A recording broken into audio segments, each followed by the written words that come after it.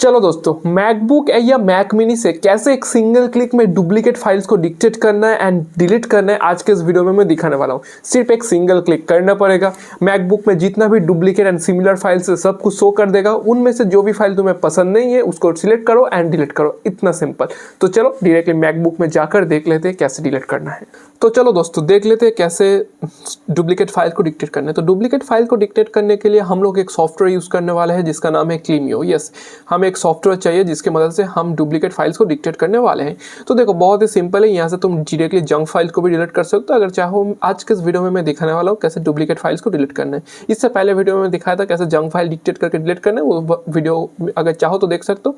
नहीं तो duplicate file में आ जाना है, उसके बाद स्कैन में क्लिक कर देना है एंड दैट्स इट। पूरा मैकबुक तुम्हारा छानबीन करेगा, ये सॉफ्टवेयर एंड करेगा। आप बोलोगे भाई सॉफ्टवेयर की क्या जरूरत है, हम लोग मैनुअल नहीं कर सकते। देखो मैकबुक में प्रॉब्लम एक ही चीज़ है, क्योंकि मैनुअल का कोई सिस्टम नहीं है। तुम्हें एक एक करके फोल्डर चेक करना पड़ेगा, उसमें से भी देखना पड़ेगा डुप्लीकेट फाइल है या नहीं। बहुत टाइम कंज्यूमिंग प्रोसेस। उससे अच्छा सॉफ्टवेयर यूज़ करो, सॉफ्टवेयर में एक सिंगल क्लिक में तुम्हारे लिए सब कुछ काम कर देगा। और जो भी फाइल्स तुम्हें पसंद नहीं है और लगता है कि ये अनयूज्ड फाइल है, अनवांटेड फाइल है, मुझे ज़रूरत नहीं है, उसको डायरेक्टली डिलीट कर सकते हो।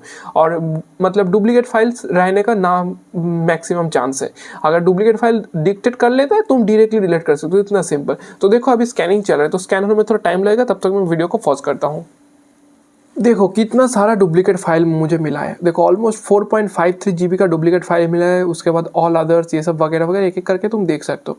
तो बहुत सारा मुझे फाइल्स मिला है, तो इसको डिलीट मैं करने वाला हूँ। तो देखो एक एक करके अगर चाहो तुम एक एक करके चेक कर सकते हो कौन सा फाइल तुम्हें रिक्वायर्ड है, कौन सा रिक्वायर्ड नहीं है। एक एक करके चेक करके तुम डिलीट कर सकते हो। अगर चाहो तो एक साथ सब कुछ ऑटो सिलेक्ट करो एंड डिलीट करो।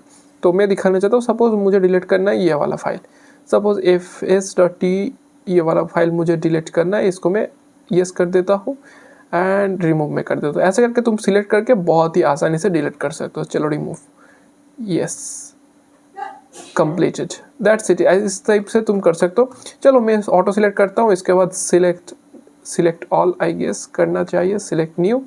उसके बाद जितना फाइल्स है मैंने सबको सिलेक्ट कर चुका हूँ एंड अभी मुझे रिमूव करना है। रिमूव में मैं क्लिक कर देता हूँ, यस, एंड आई गेस अभी रिमूविंग हो रहा है, देख सकते हो। थोड़ा टाइम लगेगा रिमूव होने में, पर क्या बात, इतना इजीली तुम इसे कर सकते हो। तो इस सॉफ्टवेयर को अगर डाउनलोड करना है तो मैं क्या करूँगा, डिस्क्रिप्शन में इसका डाउनलोड लिंक डाल दूंगा, वहाँ से अगर डायरेक्टली इसे चेकआउट कर सकते हो एंड डाउनलोड कर सकते हो।